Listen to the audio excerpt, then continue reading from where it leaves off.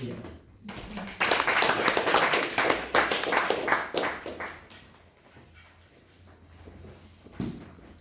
Good evening, fellow Toastmasters, and welcome guests. In the next few minutes, I'll be talking a bit about myself. Luckily for you all, I'm a bona fide expert on the topic, having been present and cognitively functioning for a great portion of this time, all bar us one stint in the hospital every weekend in my late teens, and when generally doing anything important, like reading speech. I grew up in Christchurch, in a Christchurch suburb ironically called New Brighton, as nothing new has been built there in the 21st century. Near a beach described by one brave TripAdvisor reviewer, Sandy BH from the UK, as wet and windy, 3 stars. And while I agree with Sandy's general sentiment, I feel that her mention of the pier walk being bracing is very harsh and actually a bit uncalled for. I think that I can speak for every New Brightoner when I say that keyboard warrior Sandy has not been missed since her departure in 2017. I was raised by a pair of hippies, not the long-haired, dirty feet, flowers in your gun type, but my parents certainly had more than one sandal-clad foot on the hippie spectrum. And naturally follows then that I had a bit of a radical education. Don't worry, not that kind of radical. Which began at a primary school called Tamariki. This is Maori for children. Tamariki is a special character school based on the principle of learn by play.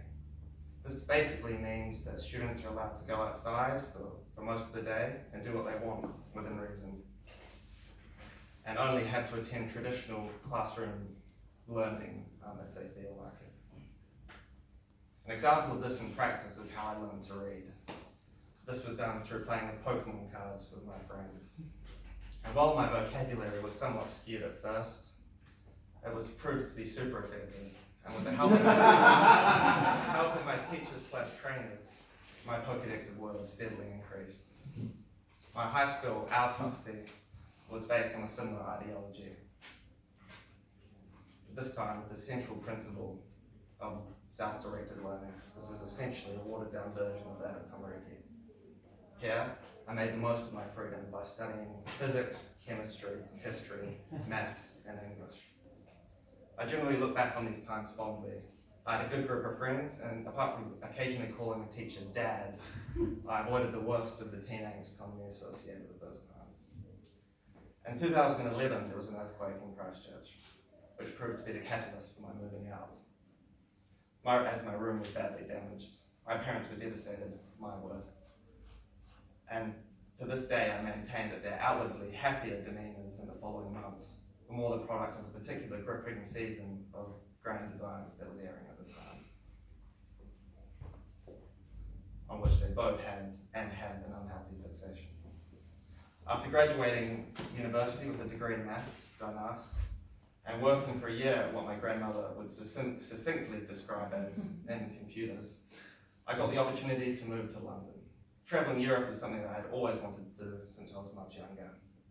I believed that a London base would provide a perfect starting point for weekend jaunts to this continent. Unfortunately, the demands of my job meant that I had little energy for such things.